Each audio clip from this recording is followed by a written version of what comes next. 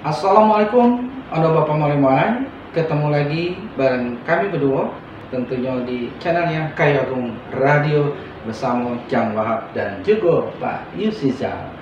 Anda Bapak Malimanai, seperti biasa kehadiran kami Anda Bapak Malimanai untuk memberikan informasi-informasi terkini mengenai masalah budaya, adat istiadat, dan tradisi yang ada di Kayu Agung Kabupaten Ogan Komering Ilir.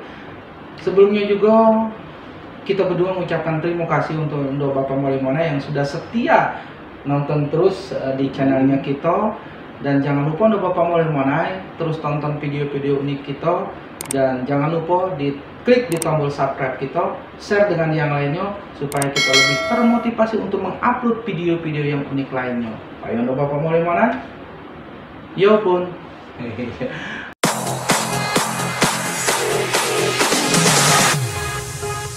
Pak Yusizal, iya. Dari hari ke hari apa yang pernah kita obrolkan itu mengenai masalah nilai budaya, cerita-cerita rakyat dan sebagainya. Nampaknya kita juga alhamdulillah banyak sekali komen-komen dari uang, keingintahuan uang tentang budaya-budaya yang ada di Kayu Agung, Kabupaten Ogan Komering Ilir. Tentunya untuk lebih menambah wawasan ilmu pengetahuan bagi Bapak Molimana, juga kita sekarang nak nanya-nanya sedikit dengan Pak Yusizal selaku narasumber hari ini dan seterusnya. Jadi Bapak Molimana, di Kayu Agung ini ada yang namanya cerita. Nah, cerita ini kemasannya Pak Yusizal, ada yang nyata, ada yang tidak nyata, bahkan ada yang kisah nyata, sejarah, legenda dan sebagainya. Tapi di sini ada cerita fiksi. Jadi cerita fiksi, kita tahu bahwa cerita fiksi ini keberadaan tempat, nama dan sebagainya, kalau memang itu ada, itu hanya kebetulan saja. Jadi ada sejenis namanya kemasan cerita khayalan. Nah, di Kayu Agung juga ada yang nak kita angkat. Mungkin Pak Yusizal lebih tahu persis apa yang nak diangkat mengenai masalah cerita fiksi. Cerita khayalan. Jadi ada sang penakluk. Woi, luar biasa. Wah, sang penakluk. Boleh dikatakan kesamaan penakluk itu mungkin pawang. Baik, kalau itu Bapak Molimana, di dalam cerita ini Pak Yusizal jawab nak nanya, adakah di Kayu Agung ini pernah dipublikasikan yang namanya cerita-cerita fiksi di masyarakat, yang di tengah masyarakat pernah ada yang namanya cerita fiksi itu dipublikasikan? Kau bentuk-bentuk ragam cerita untuk daerah Kayu Agung kan, karena di Kayu Agung itu boleh dikatakan masyarakatnya gemar dengan sastra, ya kan. Di samping mereka itu mengenal atau mempublikasikan cerita-cerita nyata, baik cerita rakyat, legenda dan sebagainya, mereka juga yang ada bergerak dalam dunia seni sastra kan. Terkadang mereka tuh membuat cerita-cerita yang katakanlah fiksi kan. Nah, ini pernah ada di tahun 60-an. Nah, ini pernah dipublikasikan melalui surat kabar kalau zaman dulu. Oh iya benar. Melalui surat kabar kan.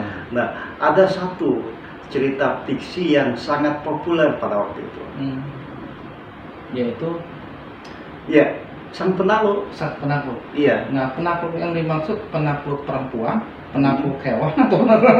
Nah, di dalam cerita ini. Di dalam cerita ini sosok tokoh pemuda atau seorang laki-laki gagah kan.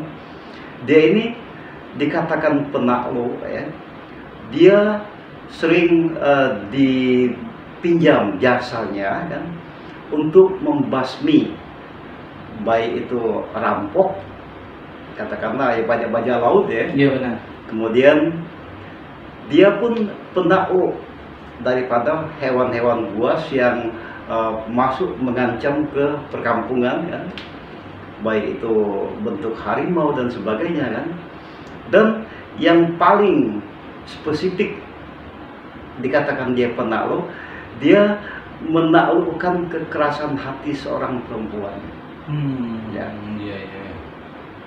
Nah, tapi di dalam apa namanya layar kaca ya, artinya tayangan-tayangan cerita fiksi ini banyak, banyak, luar biasa banyak. Nah, di situ kemasan cerita kan dikarang oleh seseorang. Benar ya. Nah, kalau sang penakluk itu, kalau boleh tahu siapa pengarangnya untuk cerita itu? Kebetulan pengarangnya itu adalah masih saudara kandung aku. Oh, iya. Tapi sekarang sudah almarhumah. Ya. Beliau itu ayahanda kami Eli Tokia kan.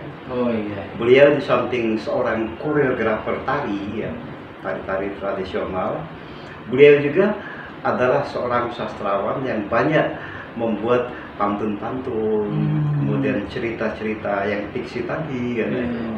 Nah, di dalam cerita sang penakluk itu, kalau boleh digambarkan oleh Pak Yusizal, di situ ada heroiknya atau mungkin ya hanya sekedar cerita-cerita yang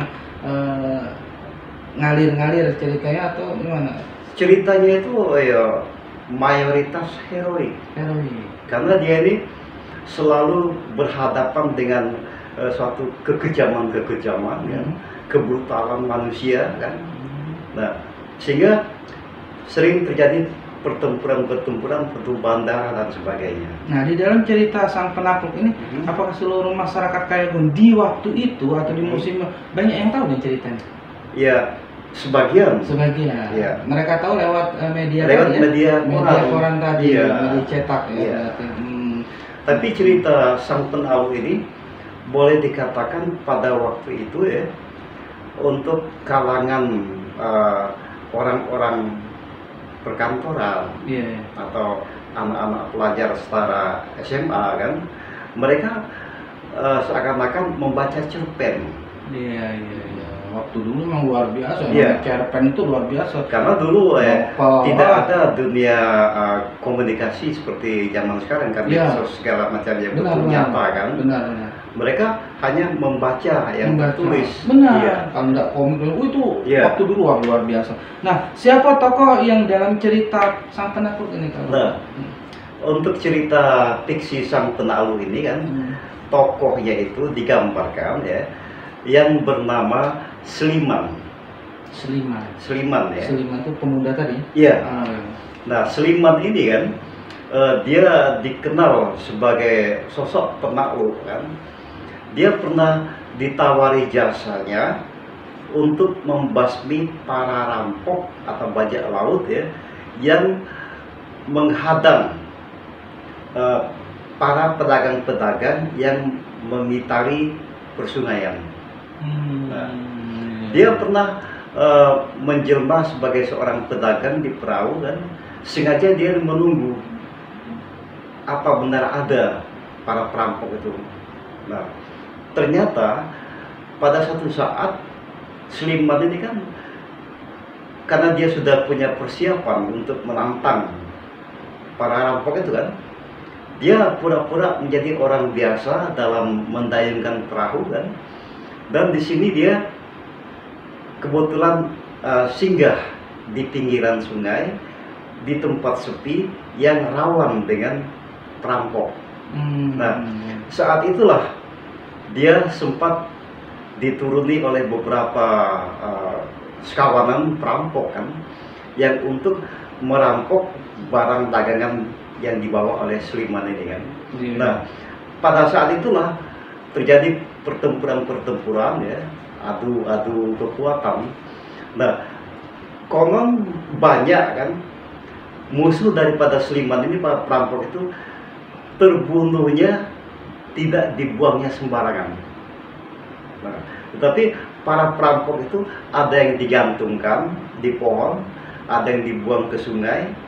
Ini yang digantung di pohon itu untuk sengaja membuat orang-orang merampok ya agar trauma melihat kenyataan itu. Jadi di dalam ending cerita mengenai sang penakluk di dalam cerita fiksi itu berakhir dengan bahagia atau berakhir dengan sengsara? Iya. Terakhir kan dia tuh bukan saja menaklukkan kekejaman, kekasaran manusia, ya.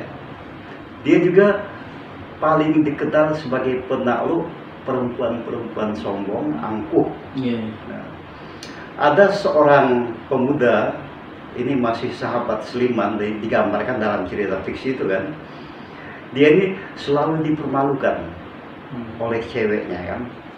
Nah, kenapa dia memohon jasa si Sliman untuk bagaimana menaklukkan kekasaran hati seorang kekasihnya itu kan.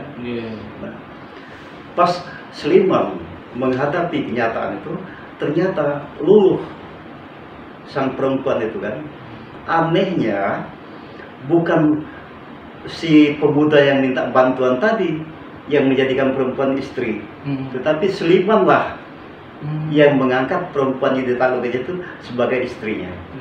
Nah, di sini terjadilah satu kesimpang siuran ya antara pemuda yang minta bantuan dengan Sliman, terjadi percekcokan dan akhirnya berkelahi kan.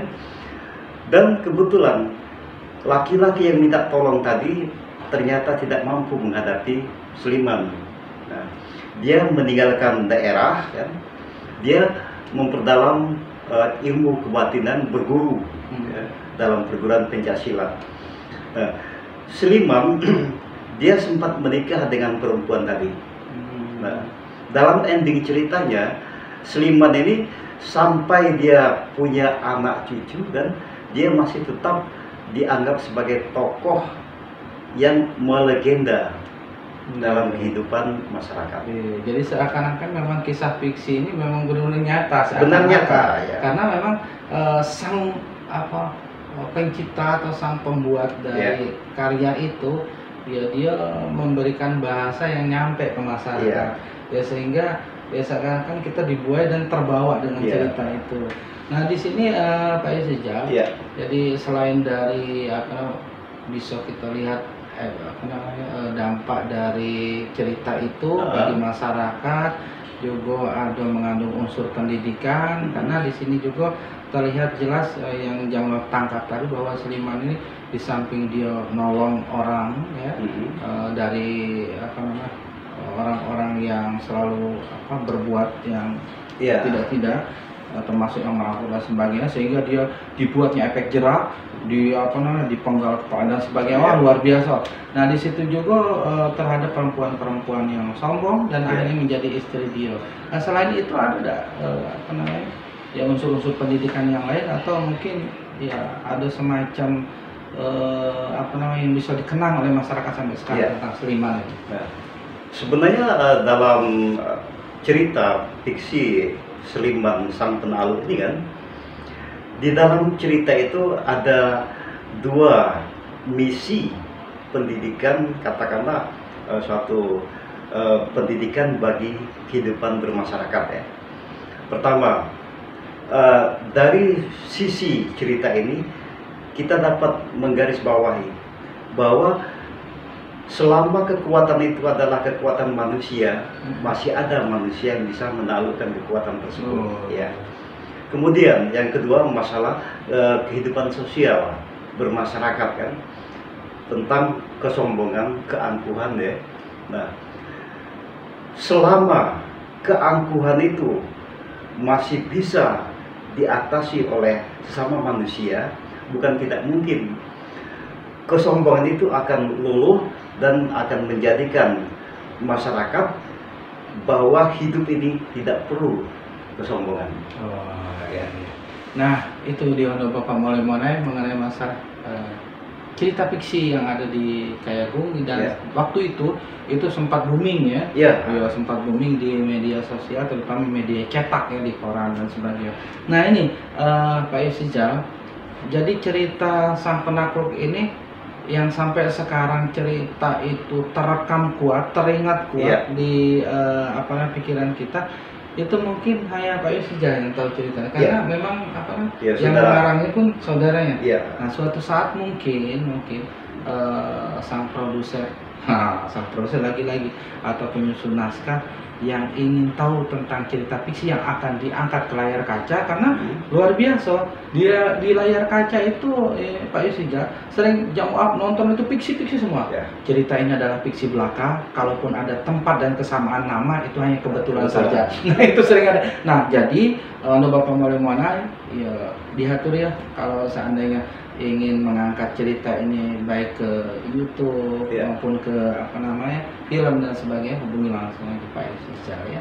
Pak kalau itu ada Bapak Molemona mungkin yang terakhir kita Bapak Molemona kita ulas apa yang sudah diutarakan oleh Di Wahab ya. Bagi andai kata ada peminat yang akan mengangkat cerita ini kembali baik itu diangkat melalui layar film atau dalam bentuk buku-buku cerita, silakan berhubungan dengan kami langsung, karena di dalam kesempatan kita membuat medsos YouTube ini kan, karena waktunya sangat terbatas. Nah, jadi kalau kita ada komunikasi langsung, mudah-mudahan cerita ini secara lengkap, secara utuh akan dapat saya uraikan. Karena mungkin di YouTube ini hanya inti-intinya saja. Bahkan malah kalau diangkat ke film, mulai dari gambaran kostum yang dipakai pada saat cerita yang dibuat itu bisa kita ungkap. Berarti bisa dikemas menjadi layar lebar, cerita layar lebar. Jadi 1 jam lebih, wah luar biasa Bapak Molemona. Baik, kalau begitu Bapak Molemona kita cukupkan dulu obrolan kita kali ini mengenai cerita fiksi yang ada di Kayegung Kabupaten Ogan Komering Ilir, yaitu Sang Penakluk. Kalau itu kita cukupkan sampai di sini dan kita akhiri dengan wassalamualaikum warahmatullahi wabarakatuh. 90,4 Kayegung Radio.